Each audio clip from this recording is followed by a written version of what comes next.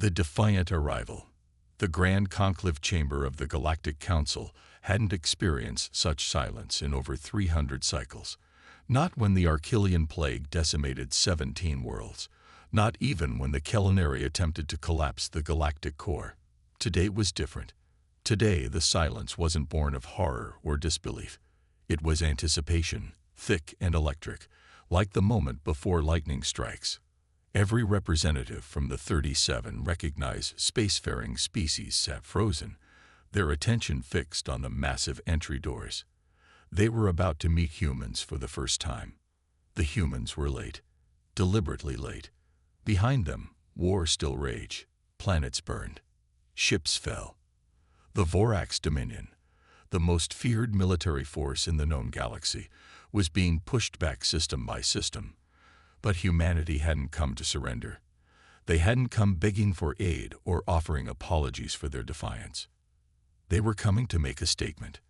This display of discourtesy confirms everything we've heard about them, hissed Ambassador Zalvek of the Mantodian Collective, his iridescent mandibles clicking in agitation. Beside him, Elder Nistal of the Luminary said nothing, her crystalline skin pulsing with nervous light. All of them had seen the footage, the human counterattack against the Vorax Armada at Proxima Centauri. That fleet was supposed to be unstoppable. 50 years of Vorax dominance had taught the galaxy that resistance was futile, until Earth answered with fire and ingenuity. The massive doorway parted with a low hiss. There was no fanfare, no delegation of diplomats in flowing robes. 3 humans entered, just 3. They were dressed in military uniforms of deep midnight, blue trimmed with silver, still bearing the dust and carbon scoring of recent combat. The woman at the center walked with absolute authority, her spine straight despite the visible exhaustion in her eyes. Her black hair was pulled back tightly, revealing a face marked by a jagged scar running from temple to jaw. Behind her walked a tall man carrying what appeared to be a damaged helmet and a folded flag stained with reddish-brown patches. The third, a younger woman with dark skin and calculating eyes, carried nothing but wore a sidearm openly, a flagrant violation of council protocol. No one challenged her. The lead human stepped onto the central platform, which hovered above the assembly. This was a space traditionally reserved for those who had earned the right to address the full council. "I am Commander Maya Chen of the United Earth Defense Force," she said, her voice calm yet penetrating to every corner of the chamber. "Humanity was never invited to join this council. We never received a seat at this table." She paused. "Yet here we stand." A murmur rippled through the delegates. The Pelaxian representative, a being composed of swirling plasma contained within an environmental suit, rose in protest. "This is an outrageous breach of protocol. You appear armed, uninvited, and make demands off." "Sit down," Chen said quietly. Something in her tone made the words less a request and more a natural law. The Pelaxian, to the astonishment of the chamber, slowly returned to its seat. "For 15 years, your council watched as the Vorax Dominion approached our solar system," Chen continued. "We sent 173 diplomatic envoys to this very chamber. Each one was turned away. Humanity is too young, you said. Too violent, you claimed. Not ready for galactic politics." The man behind her unfurled the flag. It was torn, scorched, and stained with unmistakable patterns of human blood. This flag flew over New Armstrong Colony on Luna when the Vorax attacked without provocation or warning, he said, his voice rough with emotion. 2 million civilians died that day. Children, families, researchers, not soldiers. Chen's eyes swept the chamber. "You call us violent by nature. You're absolutely right. But our violence is a shield, not a sword. We do not start wars. We end them." A holographic display activated, showing scenes that made several delegates flinch away. The orbital bombardment of Earth's major cities, the desperate evacuation of civilians. Then, something changed in the footage. Human ships, smaller and more primitive than their Vorax counterparts, began employing tactics no one had seen before. Sacrifice plays, suicide runs, Impossible maneuvers. Victory against impossible odds. The Vorax expected us to surrender after the first bombardment, Chen said. When we didn't, they expected us to beg this council for intervention. We did neither. She stepped forward, and the platform drifted closer to the council's inner circle. We built a fleet from the wreckage of our cities. We transformed mining vessels into warships. We armed civilian transports and taught poets and farmers to fight alongside soldiers. We took everything you all considered our weaknesses, our diversity, our individualism, our stubbornness, and turned them into strengths. The younger woman beside Chen finally spoke, her voice level yet intense. 3 days ago, we destroyed the Vorax command world of Drakul Viai. Their supreme dominator is dead. Their central fleet is scattered. They're in retreat across 17 sectors. The chamber erupted. Some representatives stood in outrage, others in fear. A few, though not many, seemed almost impressed. Chen raised her hand, and surprisingly, the chamber quieted. We're not asking to join your council. We're not requesting your blessing or approval. Her eyes hardened. We're telling you how things will be from now on. Earth and her colonies stand as an independent entity in this galaxy. We will trade with those who respect us. We will ally with those who earn our trust. And we will defend ourselves against any who threaten us, be they Vorax or members of this so-called Galactic Council. She turned to leave but paused at the threshold. The Vorax aren't finished. They're wounded, dangerous. If you want to survive what comes next, you might consider changing your policy toward primitive species like mine. With a slight nod, she added, we'll be accepting diplomatic envoys on Earth starting tomorrow. And just like that, the humans departed, leaving behind a chamber filled with the heavy sound of a power balance shifting irrevocably. In the antechamber beyond the council hall, Elder Thelios of the Ardani Confederation moved quickly to intercept the human delegation. Unlike most council members, the Ardani had secretly provided medical supplies to Earth through neutral channels during the darkest days of the Vorax assault. Commander Chen, the furred being, said softly, 6-fingered hands spread in a gesture of peace. What you did in there was unprecedented. So was surviving a Vorax invasion. Chen replied, her voice softer now that they were away from the council. Your medical supplies save thousands, Elder. Earth remembers its friends. Thelios glanced around nervously. The council will split on how to respond to you. Many fear what you represent, a challenge to 10,000 years of established order. The male human laughed, a sharp sound with little humor. The order that abandoned us to die. Nathan, Chen cautioned, then turned back to Thelios. The galaxy is changing, Elder. The question is whether the council will change with it or be left behind. As they continued toward their ship, Thelios called after them. They'll never forgive your disrespect today. Chen turned, her scared face catching the light. We didn't come for forgiveness. We came for recognition. Her eyes softened slightly. But tell those who might listen, Earth remembers its enemies. Yes, but it values its allies even more.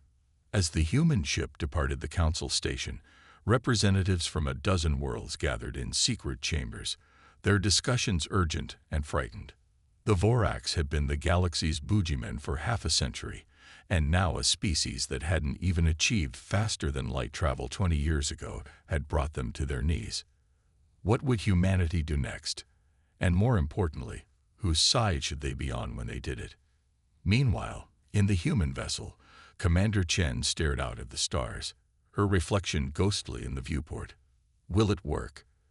Asked the younger woman. Captain Amara Okafor, Earth's most decorated tactical officer. It has to, Chen replied. We've won battles, Amara, but not the war. We need allies, resources, and if they choose to unite against us instead. Nathan Hayes, her XO, asked grimly.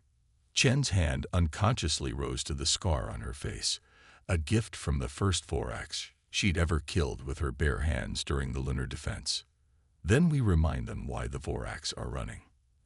An unexpected alliance. The council chamber had been in continuous emergency session for 3 days. Never in its 15,000-year history had the proceedings carried on without recess, but never before had the galaxy's balance of power shifted so dramatically in so short a time. The humans must be contained, insisted High Minister Vrax of the Tholian hegemony, his tentacled appendages writhing with agitation. Their victory against the Vorax was impressive, but ultimately destabilizing to galactic peace. Peace. Elder Nistal's crystalline form pulsed with incredulous light. What peace did the Vorax ever permit? They've consumed 17 civilizations in 50 years, while we debated and accommodated them. The humans have done in 15 years what we couldn't, or wouldn't, do in half a century. The argument might have continued indefinitely, if not for the arrival of an intelligence packet from the Ardani Information Network. Elder Thelios personally delivered it to the Central Days, his normally pristine fur disheveled from days without rest. "Esteemed colleagues," he began, his voice quavering. "We have intercepted and decoded Vorax command communications from their secondary base in the Cygnus Arm." The holographic display activated, showing strings of Vorax battle language translated into the standard council format. As the representatives digested the information, a chilled silence fell over the chamber. This cannot be accurate," whispered Ambassador Zalvik. "It is," confirmed Thelios, "triple verified by our best cryptologists. The Vorax invasion of Earth was never meant to be an isolated conquest. It was the first stage of a purification campaign targeting all oxygen-breathing species in the galaxy. The intelligence was damning. The Vorax, it seemed, had long planned to eliminate what they considered inferior life forms, starting with the most potentially troublesome: humans. Earth wasn't chosen for its resources or strategic position. It was chosen as a testing ground for weapons and tactics that would later be unleashed against the wider galaxy, including most of the council races. "They've been playing us against each other all along," muttered Councillor Drav of the Saurian Compact, "negotiating non-aggression pacts with some while assaulting others, ensuring we never united against them. And we fell for it." Nistal's voice was bitter. "We abandoned humanity to their fate, thinking it would preserve our own safety." The debate that followed was shorter than anyone might have expected. By the cycle's end, a majority vote had been reached. The Galactic Council would send a formal delegation to Earth, not to threaten or cajole, but to propose alliance against their common enemy. 3 days later, Commander Maya Chen stood in the rebuilt Memorial Plaza in Geneva, watching as the Council delegation, 11 representatives from the most powerful species, disembarked from their ornate vessel. Behind her, a mixed honor guard of human soldiers stood at attention, their uniforms immaculate but their eyes watchful. "Commander Chen," Elder Thelios stepped forward as spokesperson. "On behalf of the Galactic Council, I extend formal recognition of Earth and all human colonies as a sovereign power within this galaxy." Chen nodded slightly. "Recognition comes late, Elder, but it is accepted. We also come with information you must hear," Thelios continued, "and a proposal that may benefit us all." Inside the newly constructed United Earth Command headquarters, built atop the ruins of the old United Nations complex, the Council representatives shared everything they had discovered about the Vorax master plan. Chen and her advisors listened in silence, their expressions revealing nothing. When the presentation concluded, Chen leaned forward. "So now that you're on the Vorax target list, you want our help. The violent primitives suddenly look useful." Several council members shifted uncomfortably. Elder Nistal, however, met Chen's gaze directly. "We were wrong." The crystalline being admitted, her voice resonating with genuine regret. "Our inaction cost your people dearly. We cannot undo that harm, but we can offer partnership now, not out of mere self-interest, but out of respect for what humanity has accomplished and what we might achieve together." Captain Okafor, seated beside Chen, raised an eyebrow. "And what exactly are you offering beyond words?" Thelios gestured, and a holographic star chart appeared, highlighting dozens of systems. "Full technological exchange. access to Council hyperspace lanes, military coordination against remaining Vorax strongholds. And in return, Chen asked, though she already knew. Your expertise, Thelios said simply. No one has ever fought the Vorax as you have. Your tactics, your adaptability, these are worth more than any technology now. The negotiations lasted 2 weeks. There were heated arguments, moments when it seemed all would collapse.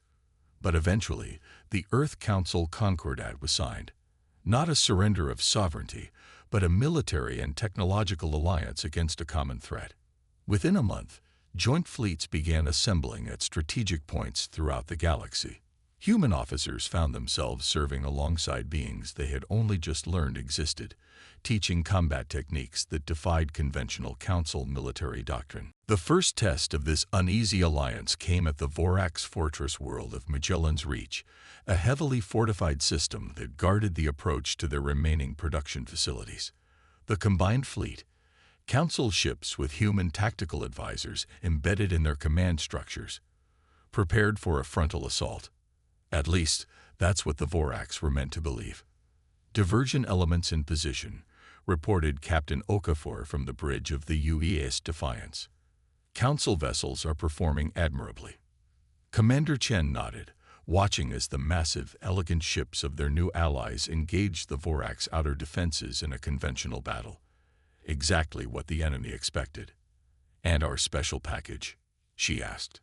Nathan Hayes grinned. Delivery team reports green across the board. They're inside the orbital defense grid, and completely undetected.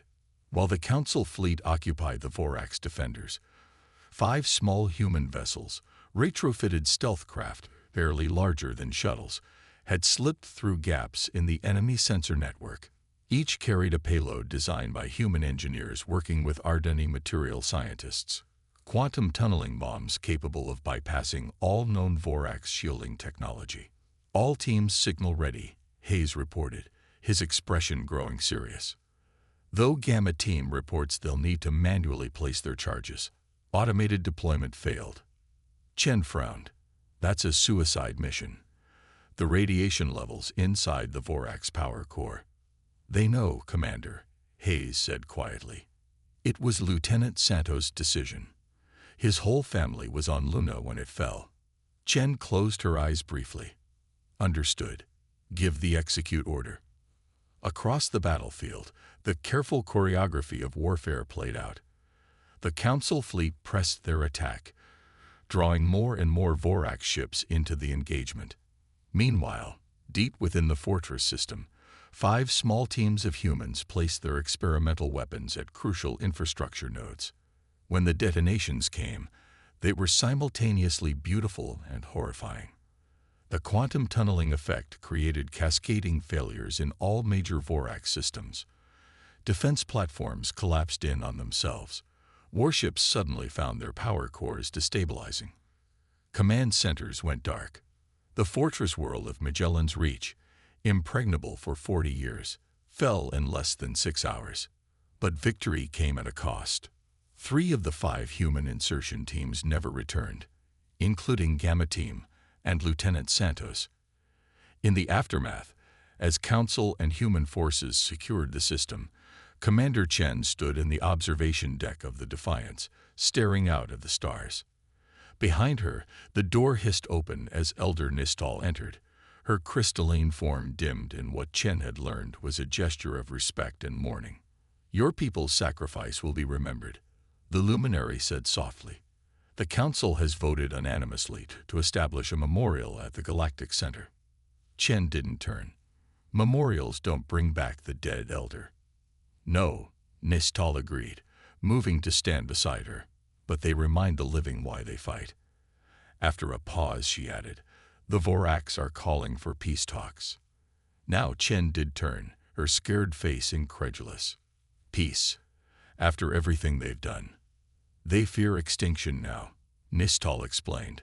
For the first time in their history, they face an enemy they cannot simply overwhelm or outlast. Chen considered this. What does the Council want? Some wish to accept the overture.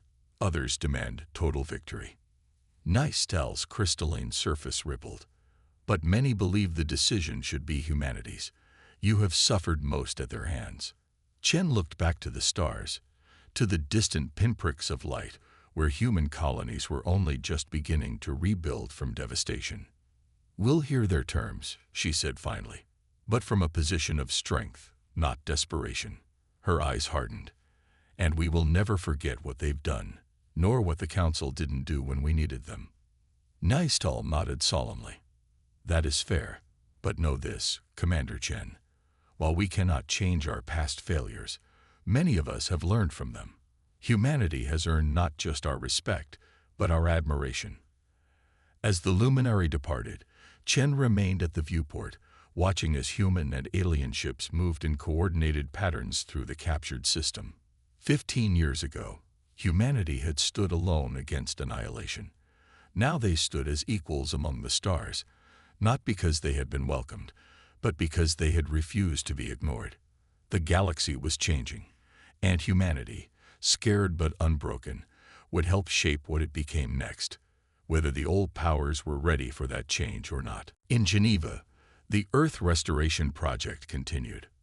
Among the rubble of fallen buildings, new structures rose. In orbit, shipyards worked around the clock, building vessels that combined human ingenuity with Council technology.